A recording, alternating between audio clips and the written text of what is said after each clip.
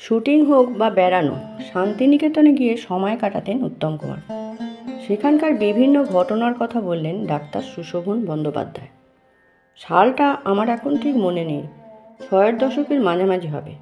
তখন শান্তিনিকেতন মানে বোলপুরে থাকার জায়গা খুব একটা বেশি ছিল না। জায়গা বলতে একটাই, বোলপুর ট্যুরিস্ট লজ। সেইখানেই সাধারণ মানুষ থেকে ফিল্ম স্টার সকলে উঠতেন। এই ট্যুরিস্ট লজেরই বাঁধা ধরা ডাক্তার ছিলাম আমি, যেহেতু ওই সময় লজের ম্যানেজার পদে ছিলেন আমারই বন্ধু অশেষ বাগচি। তো ওর কথাতেই লজে আগত বিভিন্ন সেলিব্রিটির চিকিৎসা করতাম। হঠাৎ একদিন দুপুরে অশেষ আমাকে ফোন করে বললেন, ভাই সুশোভন, আজ একবার লজে এসো। অবশ্যই। কারণ জানতে চাওয়ায় বললেন, বেশি কিছু বলছি না, শুধু এইটুকু যেন এমন রুগী তুমি আগে কখনো পাওনি আর পাবেও না। কথাটা শুনে উৎকণ্ঠা যে হচ্ছিল না তা নয়, কিন্তু সেটা বুকে চেপেই দুপুর নাগাদ লজে পৌঁছলাম। অশেষ সোজা আমাকে নিয়ে গেলেন 10 নম্বর বাংলোয়। গিয়ে দেখি একটা চাদরে গা ঢেকে খাটের লাগোয়া দেয়ালে হেলান দিয়ে বসে আছেন উত্তম কুমার। সত্যি কথা বলতে কি, জীবনে বহু সেলিব্রিটিকেই কাছ থেকে দেখেছি, তাদের চিকিৎসাও করেছি, কিন্তু উত্তমকে দেখে অজান্তেই আমার মুখ হাঁ হয়ে গিয়েছিল। তেমনভাবে আলাদা করে সৌন্দর্য কিছু নেই, চোখ, নাক, ঠোঁটের গড়ন চলনসই, কিন্তু শরীর থেকে যেন দুর্দান্ত একটা দ্যুতি বেরোচ্ছে। মারাত্মক পার্সোনালিটি। আমাকে দেখেই বললেন, আপনি নতুন ডাক্তারবাবু? আচ্ছা, আমার মাথাটা কেন যেন ঘুরছে, দপদপ করছে, ঠিক করে তাকিয়ে থাকতে পারছি না। কি হলো দেখুন তো? প্রেশার ফল করলো? অনর্গল এতগুলো কথায় সম্বিত ফিরে পেয়ে সঙ্গে সঙ্গে প্রেশার মাপার যন্ত্র বের করে মহানায়কের হাতে লাগিয়ে দিলাম, কিন্তু দেখলাম একেবারেই নর্মাল, 80/140। কথাটা তাকে বলতেই যেন খানিকটা চাঙা হয়ে উঠলেন। বাহ, লো প্রেশার নয় বলছেন তাহলে? আমি বললাম, মনে হয় সকাল থেকে ট্রেস গিয়েছে আপনার। সেখান থেকেই। কথাটা শেষও করতে দিলেন না উত্তম, সঙ্গে সঙ্গে বলে উঠলেন, হ্যাঁ ঠিক বলেছেন, এটাই হবে। আসলে কি জানেন, আজ সকালেই আমি বেনুকে নিয়ে দীঘা থেকে ফিরেছি। ড্রাইভার ছিল না, তাই পুরোটাই নিজে ড্রাইভ করেছি। আমিও সঙ্গে সঙ্গে বললাম, সেটার জন্যই হয়েছে। তাহলে আমি কিছু ওষুধ লিখে দিই। কথাটা শুনে উত্তম হেসে বললেন, আমি কি কি ওষুধ খাই সেটা আপনাকে দেখিয়ে দিই, তাহলে আপনার বুঝতে সুবিধা হবে। বলেই তিনি তার সেক্রেটারিকে বললেন পাশের ঘর থেকে ওষুধগুলো নিয়ে আসতে। তারপর কি হলো জানেন? একটা পাথরের ছোট বাটিতে প্রায় 12টি বড়ি আমার সামনে নিয়ে আসা হলো।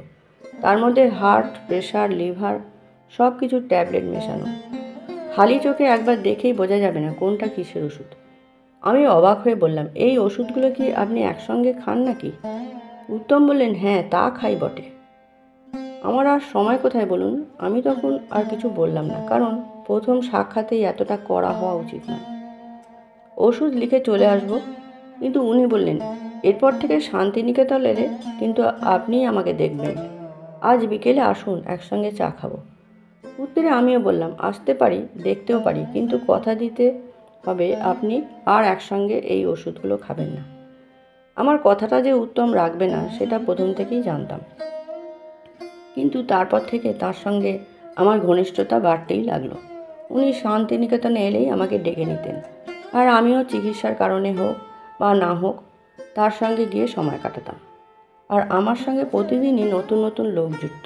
তাদের একটাই আবদার, সহকারী হিসেবে নিয়ে চলো, ওকে শুধু একবার দেখব। তবে কি বলবো, গল্প করার সময় মহানায়কোচিত কোনো আচরণই আমি উত্তমদার মধ্যে দেখিনি। বরং কত গল্পই যে অনায়াস বন্ধুত্ব মননে বলেছেন তার ইয়ত্তা নেই।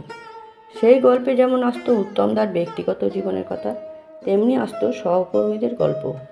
একদিন তো মন খারাপ করে বলছিলেন, ছবিদা মানে ছবি বিশ্বাসকে আমরা কত করে বারণ করতাম, গাড়িটা একা চালাবেন না, আপনার ড্রাইভার কোথায় গেল? কিন্তু শুনলে তো, শেষে দেখলেন তো কি পরিণতি হলো। অভিনেত্রী কাবেরী বসুর অকাল মৃত্যু উত্তমদাকে বেশ বিচলিত করেছিল। বলতেন, কাবেরীর মৃত্যুটা এতটাই আকস্মিক যে এখনও অবধি কিছু বুঝে উঠতে পারলাম না, বুঝতে পারবো বলেও মনে হয় না। আমি জানি না কেন উনি আমাকে এত আপন করে নিয়েছিলেন। আজও ভাবতে অবাক লাগে, কত কম সময়ের মধ্যেই আমাকে আপনি থেকে তুমিতে পর্যবসিত করেছিলেন। একদিন বিকেল 4টে নাগাদ আমাকে হঠাৎ ডেকে পাঠালেন। সেই বিখ্যাত 10 নম্বর রুমে ঢুকে দেখি সাদা শাল গায়ে দিয়ে চোখ বন্ধ করে শুয়ে আছেন। আমাকে দেখে বললেন, এসো ডাক্তার, জ্বর আসছে মনে হচ্ছে, বুঝলে। আমি স্টেথোস্কোপ বের করে পরীক্ষা করতে যাব। সঙ্গে সঙ্গে বললেন, আচ্ছা ডাক্তার, এই হোটেলের বাইরের গেটে ভিড় হয়েছে? আমি কিছুই বুঝতে না পেরে বললাম, না দাদা, ভিড় তো হয়নি। কেন বলুন তো? কথাটা শুনে শটান উঠে বসলেন। তারপর বললেন, সে কি, তোমাদের এখানে আমার কোনো ছবি চলছে না? আমি নিজে খুব একটা সিনেমার ভক্ত নই ঠিকই, কিন্তু জানতাম আমাদের বিচিত্রা সিনেমা হলে উত্তমের ছবি তখন চলছে। বললাম, হ্যাঁ দাদা, তা চলছে, কিন্তু সত্যি বলতে কি তেমন ভিড় হচ্ছে না। কথাটা শুধু মুখ থেকে খসার অপেক্ষা। হঠাৎ ভ্রু কুঁচকে উত্তম বলে উঠলেন, বলো কি ডাক্তার, পশ্চিমবঙ্গের মানুষ উত্তম কুমারকে ভুলে গেল নাকি? আমি আর কি বলবো বুঝতে না পেরে বললাম, না দাদা, তা নয়, তবে এখন পুলুদার মানে সৌমিত্র খুব নামডাক হয়েছে। আমি কোনোদিন উত্তমকে নিজের ছবি নিয়ে কিছু বলতে শুনিনি। কেউ প্রশংসা করলেও চুপ করে থাকতেন, কিন্তু সেদিনই তিনি বলেছিলেন, শোনো হ্যাঁ, উত্তম কুমারের ধারে কাছে পৌঁছানোর মতো এখনও কেউ আসেনি, আর তেমন যদি কাউকে পাওয়াও যায় তাহলে তাকে দূরবীন দিয়ে দেখতে হবে। আমার একটা ঘটনার কথা মনে পড়ছে। সেদিন খুব গরম, কি একটা ছবি শুটিংয়ে উনি এখানে এসে উঠেছেন। মেজাজ এবং শরীর কোনোটাই খুব ভালো ছিল না। আমি চিকিৎসা করার জন্য গিয়েছি। হঠাৎ কাকে একটা ডেকে বললেন, আচ্ছা রবীনদা কোথায় রে? রবীন মানে তখনকার দিনের বিখ্যাত গায়ক রবীন মজুমদার। কে একটা পাশ থেকে বললেন, উনি ওদিকে 3 তলার ঘরে আছেন। সঙ্গে সঙ্গে ভ্রু কুঁচকে গেল উত্তমদা। বললেন, ওদিকে 3 তলা? ওদিকে তো একটাও এসি নেই। না, তা নেই। আমি জীবনে কাউকে ওরকম রাগতে দেখিনি। হঠাৎ করে চোখ মুখ লাল করে চিৎকার করতে শুরু করলেন উত্তম কুমার। বাইরে এসে বলতে লাগলেন, ডাক শালা প্রডিউসারকে। কোন শালা রবীন মজুমদারের মতো আর্টিস্টকে 3 তলার ঘরে রাখে?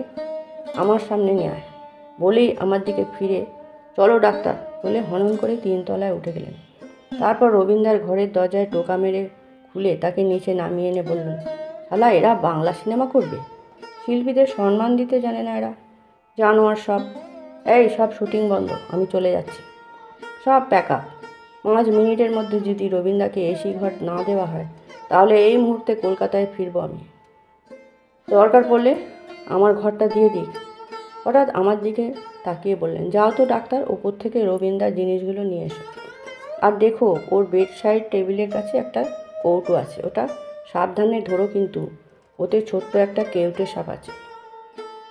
আমি তো শুনে পরে শুনেছিলাম রবীনবাবুর নাকি খানিক সাপের ছোবল নেওয়া অভ্যেস ছিল, কিন্তু উত্তমদা ওই ব্যাপারে আর উচ্চবাচ্চা করেনি।